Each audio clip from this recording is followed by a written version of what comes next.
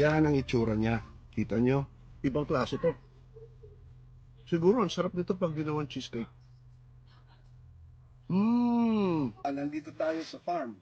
At alam ba ninyo, ako'y mayroong itinanim na puno, siguro mga 5 years ago. At yung bunga niya, hindi namin pinapansin. Ang tawag dito sa puno na ito ay black sapote.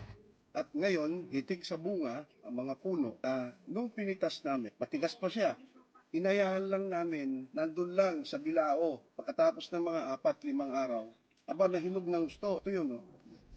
Nahinog ng gusto. Kaya sabi namin, nako, nasira na yata. Yung pala, ni-research namin, hindi pala nasira. Pag ganito pala, ibig sabihin hinog na. At pag ganito, yun yung nagiging masarap yung prutas. Kaya, eto, iwain natin, ano ha?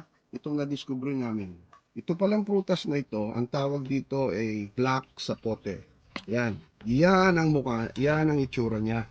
Kita nyo? O, ngayon, eto, tinikman namin noon. Pero hindi pa siguro siya masyadong hinog.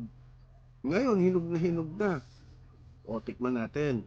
Kasi, yung tinikman namin noon, hindi masyadong malamig. Ito, malamig ngayon ito.